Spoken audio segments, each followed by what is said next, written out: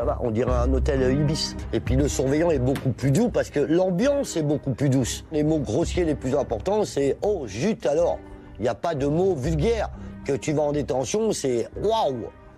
T'as peur.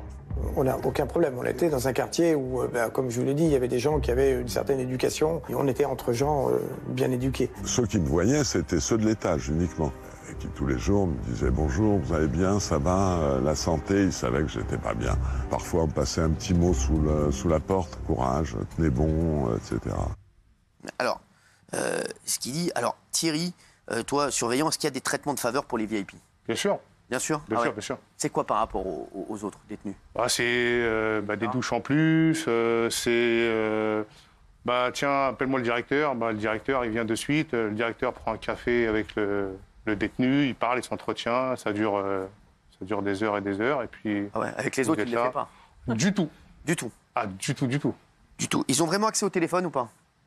Tous les détenus ont accès à un téléphone. Je sais, bah oui. Mais bon, Ils ont leur carte, non, ils n'ont pas de... Après, ce qui se passe, c'est souvent l'avocat a le droit de rentrer avec son téléphone, l'avocat peut passer son téléphone et le détenu, lambda, peut appeler, enfin surtout les VIP, peut appeler ce qu'ils veulent. C'est quoi les autres avantages qu'ils peuvent avoir les VIP?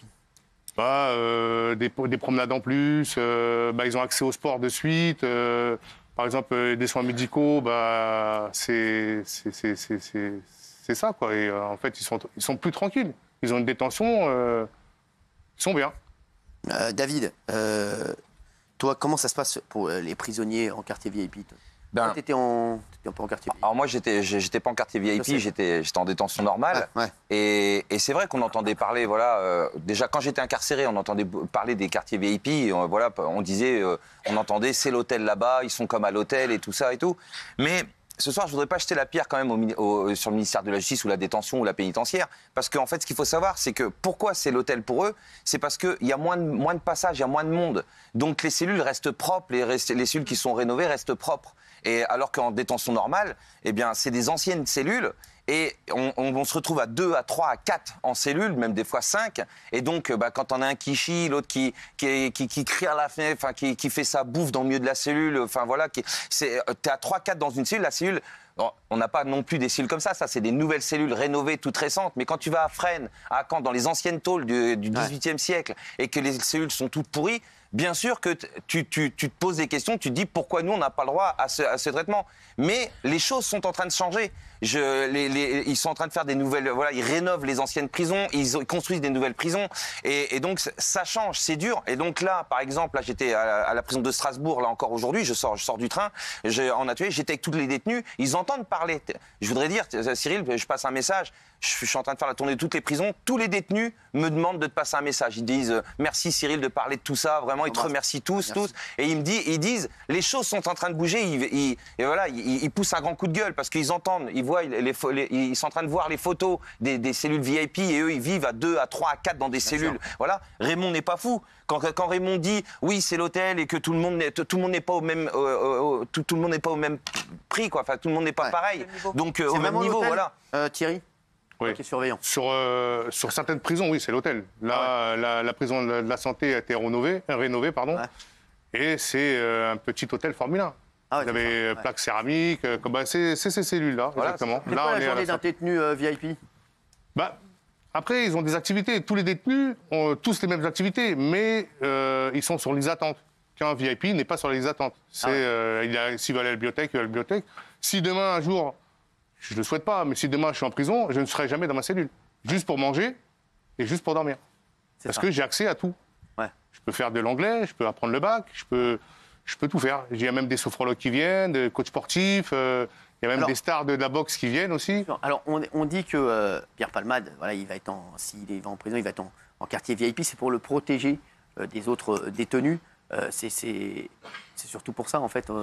Oui, c'est surtout pour ça, parce que c'est pour éviter, comme hier Mme Benali a dit, c'est pour éviter aussi qu'il se fasse racketter, harceler. C'est pour qu'il fasse une détention comme tout le monde, mais protégé. Et si je peux me permettre, en fait, ce qu'il faut savoir, c'est que moi je passe un gros message, c'est les choses sont en train de bouger. Mais c'est lent, même si il faut des moyens et tout ça. Et il faut faire vite quand même, parce que ce qui se passe dans les prisons pour ceux qui sont en détention normale, franchement, c'est très très grave. Voilà, il y en a, ils se pendent, il y en a, voilà, il y a des suicides. L'incarcération est très très dure.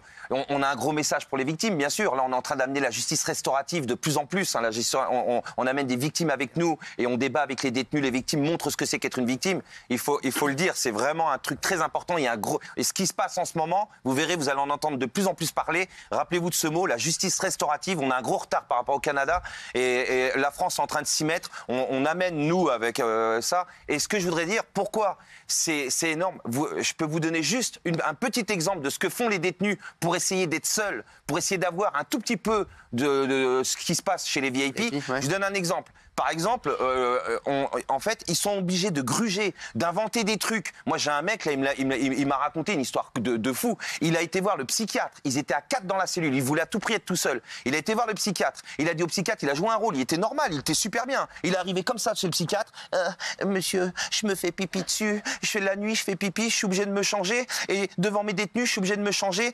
Et ils voient mes fesses, alors ils veulent me taper parce qu'ils veulent pas que je monte mes fesses pour me laver dans la cellule et tout ça. Donc le psychiatre, il a fait un mot pour qu'il soit tout seul en cellule. Et donc il a été obligé de jouer un rôle tout le long de sa peine pour faire style qu'il fait pipi sur lui, tout ça, pour rester seul en cellule. Il a été obligé de se mettre dans un rôle de complètement fou alors que le mec est complètement normal. Donc il se passe plein de choses comme ça. Et c'est un maigre exemple sur tout ce qui se passe, sur ce que les détenus font pour essayer d'être seuls. Donc les choses bougent, mais ça, voilà. Thierry. Je vais rebondir sur ce que vous dites. Effectivement, mais il ne faut pas oublier que c'est la prison. Oui. Nous, on ne les a pas mis là. C'est des gens, moi, tous les jours, on me dit « Ouais, mais surveillant, c'est dur. » Oui, mais moi, je t'ai pas mis là, en fait. Je t'ai pas dit d'aller tuer ça, ou arracher le sac de petites vieilles, ou aller violer quelqu'un. C'est à un moment donné, il faut assumer ce qu'on fait. Si on roule à 110 et on renverse quelqu'un, mais après, il y a tout ce qu'il y a derrière. Voilà. Et justement... Si je donnais cet exemple, c'est pas pour les plaindre. C'est pour dire que ils veulent essayer d'être seuls comme les VIP, en fait, pour que tout le monde, la détention soit pour tout le monde pareil. Je donne juste... Moi, je reviens au sujet, là, mon David. Ouais. Oui. Raymond, toi, sur les cellules VIP, sur Pierre Palmade, toi, je sais que tu comprends pas qu'ils sont en cellules VIP. Moi, tu comprends même pas qu'il y ait des cellules VIP. Non, VIP. moi, je comprends pas qu'il y ait des cellules VIP. Normalement, en France, de ce que alors après, pareil, je suis peut-être encore fou. De ce que je sais, moi, tu ne vas pas en prison comme ça. Il faut un fait grave pour aller en prison. D'abord, tu vas au tribunal. Si tu n'as rien fait avant, on te met du sursis. Tu ne vas pas. Il y a des gens, ils ont fait 5, 6 affaires devant le tribunal, ils ne sont toujours pas en prison. Quand tu y vas, c'est que c'est un fait grave. Le monsieur l'a rappelé. Tu y vas, c'est que c'est grave quand même quand tu y vas. Donc après, une fois que tu es là-bas, c'est l'égalité pour tout le monde. Ce qu'a fait Pierre Palmade, pour moi, c'est très grave parce que ça fait 34 ans que c'est comme ça, 34 ans qu'il passe à travers les gouttes. Et à un moment donné, il lui faut une leçon comme un autre citoyen lambda. Il faut une leçon. Donc voilà, la prison, elle sert à ça. Et moi, quand je vois des mecs qui font de la muscule, qui sont dans, comme vous dites, une pièce de Formule 1, pendant qu'il y en a qui sont 4, 5 dans la même cellule, c'est pas normal. Pourquoi il y en a qui sont 4, 5 dans la même cellule et pourquoi on devra en protéger d'autres? Voilà, maintenant, si Pierre Palmade, il va en prison et qu'il se fait racketter, c'est un peu chiant parce que c'est pas un pédophile, c'est pas un violeur d'enfants. J'ai aussi des degrés de compassion, tu vois, je suis pas totalement débile. Mais je me dis que, voilà, à un moment donné, faut expliquer aux gens que quand tu fais des conneries, comme il a dit le monsieur, derrière, il va falloir assumer. C'est pas eux qui les ont mis en prison, ils ont été tout seuls. C'est le choix de leur vie. Ils ont eu leur vie, ils ont eu leur chance. Maintenant, si tu vas en prison, tu y vas pas pour rien. C'est ce que je pense. Raconte Patrick Balkany sur les quartiers VIP, regardez. Parfois, ce sont les surveillants qui donnent des conseils à certains détenus médiatiques, peu au fait de la vie carcérale.